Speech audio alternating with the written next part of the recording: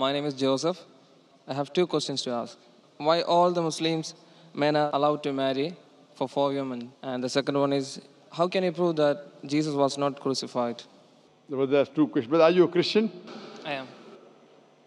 Brother has two questions. That why does Islam permit a man to have up to 4 wives? Why does Islam permit a man to have more than one wife? And second question, how can you prove that Jesus Christ, peace be upon him, was not crucified? That Quran is the only religious book on the face of the earth which says marry only one. You read the Bible, you read the Ramayana, you read the Mahabharata, you read the Veda. No religious book on the face of the earth says marry only one besides the Quran. If you read Ramayana, the Hindu scriptures, the father of Shri Rama, he had more than one wife. If you read Mahabharata, Shri Krishna, how many wives he had? 4, 10, 1,000, 10,000. He had 16,108 wives.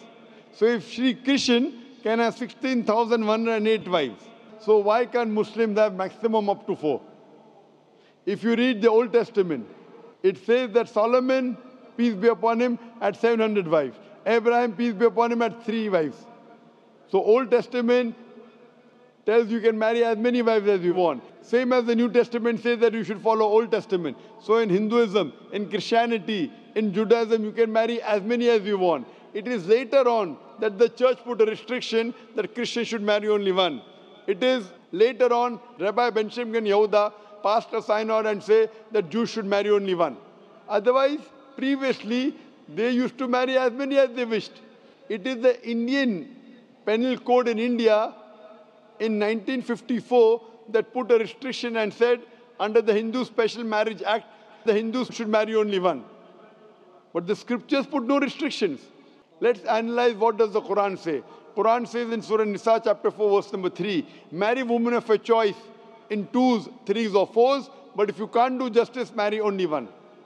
This statement, if you can't do justice, marry only one, is only given in the Quran and no other religious scriptures.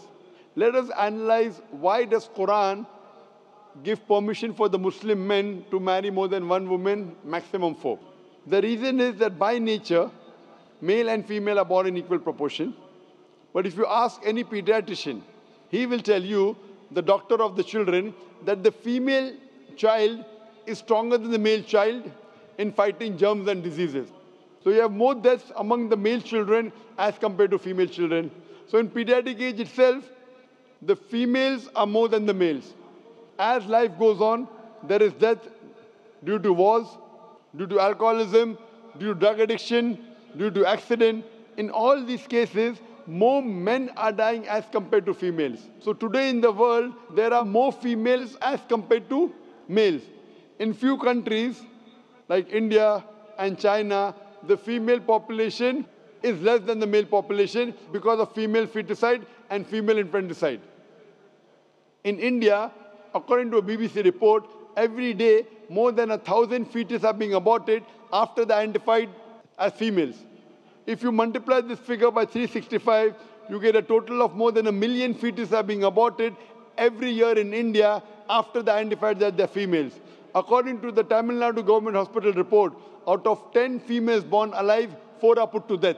If you stop this evil practice of female feticide and female infanticide in India, even in India, the female population will become more than the male population. Even in China, if you stop this evil practice, the female population will become more than the male population.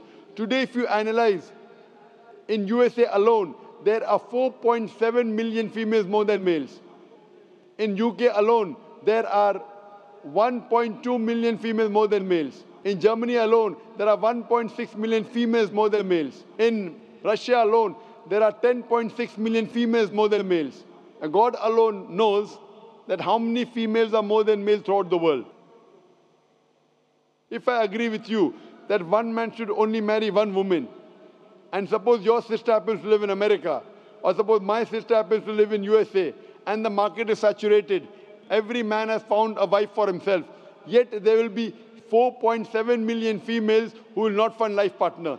And if your sister happens to be one of them, or if my sister happens to be one of the 4.7 million females who have not found a life partner for themselves, the only option for them is that she either marries a man who already has a wife, or becomes public property? Public property, such a harsh word. It is the most sophisticated word I can use. I cannot use a better word. You know, in America, today the statistics tell us, on average, a man has 8 different sexual partners before he settles down with one. Having mistresses in USA is very common. 5, 10, 20, 30, no problem. Having more than one legal wife, it doesn't go down their throat. When a woman is a mistress, she doesn't get her rights. She is dishonored. She is not treated well.